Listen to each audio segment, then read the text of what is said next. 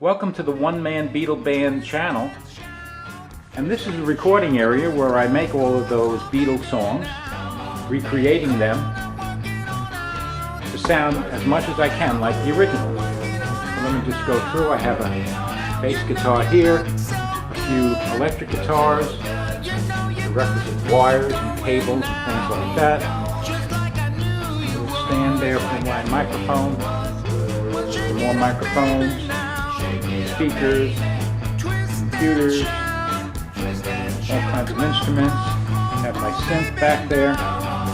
And what I'm going to do right now is walk you through how I make the Man Beatle Band covers. So let's get started. So I'm cranking up the Man Beatle Band and getting ready to do the Beatles version of Twist and Shout. The first thing I need is a model to work from. So I've gone on YouTube and found the original Beatles song Twist and Shout from an early album. And on my other computer I've set up a project which is as of yet untitled, but I'm going to call it Twist and Shout. But for now we're going to refer to this one track here called Original. Now I'm going to record what's on YouTube and put it on Original. So let's start that. I'm going to start the recording over here, and then I'm going to start the playback over here. And as you can see, it's recording into here.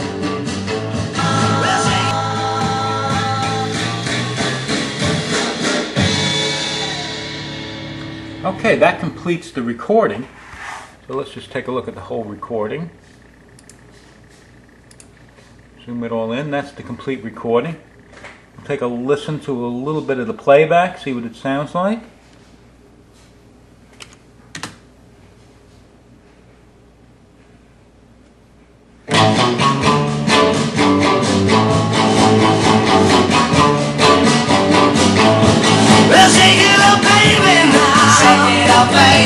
That sounds pretty good. Okay, so now I'm ready to start. So I'm going to take my guitar, because that's my first instrument of choice. I'm going to listen to the song and figure out what key it's in and the chord structure. This is pretty easy. It's a normal blues progression. So I'll listen to it and see what key I got.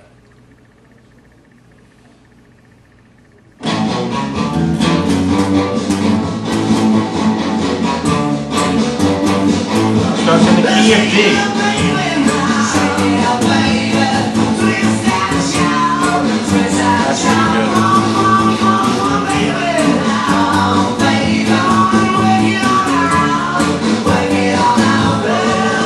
Okay, so it's in the key of D, and it's a normal progression, D, G, A. I want to listen to the guitar part, the lead part. There we go. Okay.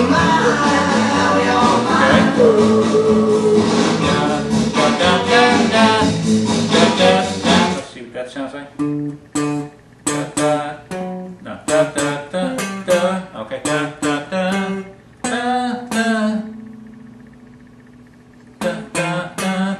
That's it. Let's see if that's right.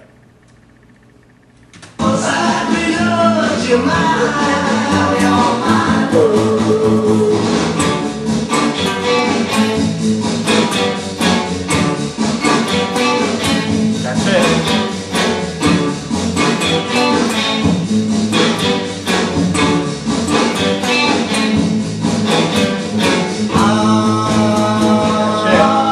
Okay, so I have that structure. Then what I would normally do is listen to the song and figure out the different instrumentation. Now I can hear there's a guitar doing the bass, and there's also chords. And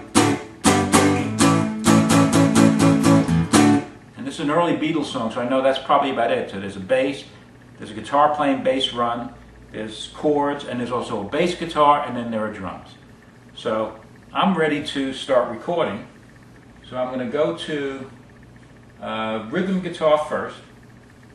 I have a track labeled rhythm guitar. and I'm just going to play along with the song.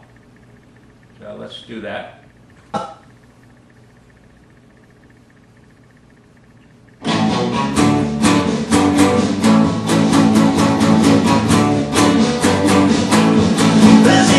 going to do the first guitar lead, which is the one I tried before. So let's select that track, get ready to record, and here we go.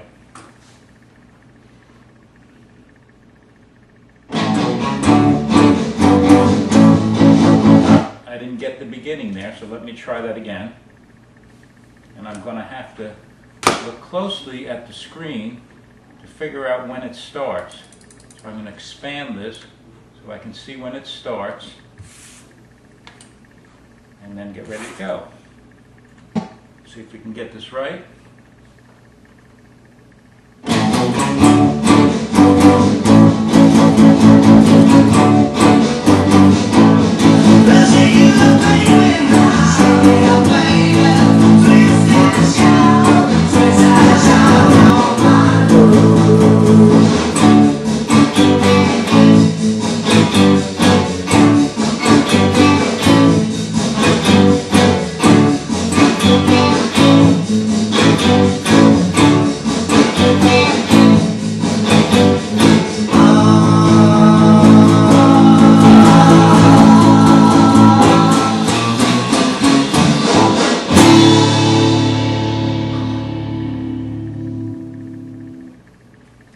Okay, I've switched to the bass guitar, and I have the headphones on because when I try to listen to Paul's bass lines, I find it's easier to listen to the bass lines. And Paul's bass lines can be very important in a song. They create a certain character, and if you don't do the bass lines right, the song won't sound right. In this song, it's a very straightforward bass line, so I'm just going to do that. We're going to start. Do it one more time.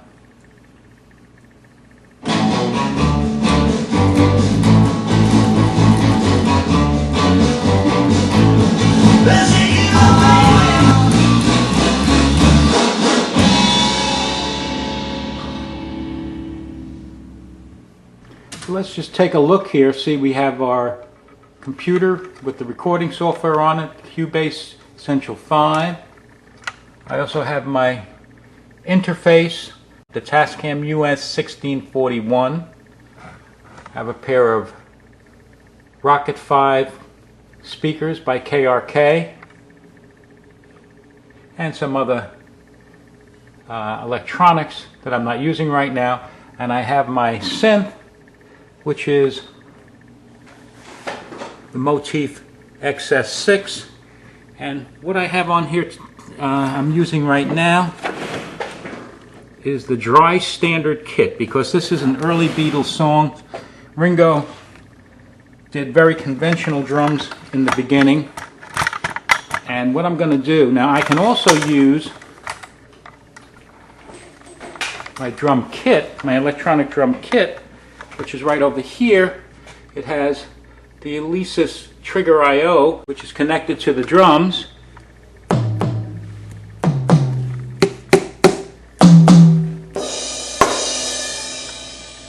But this is not creating the drum sounds. What's creating the drum sounds is the synth. And we'll take a look here. I'm going to use the synth in a very simple situation. Now I'm going to start. I have drums over here. I have my drum track.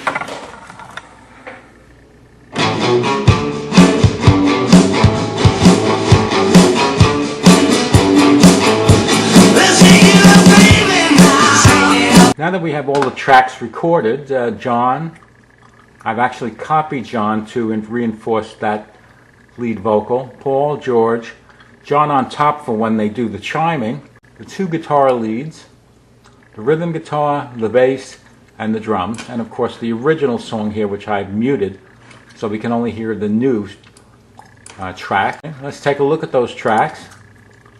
Here's John, and you'll notice up on the top, for each one, for instance for John, it's left 30, that's 30 out of 100, so it's to the left, and each one is placed in a different position in the stereo field. So let's just take a quick listen. Start it off.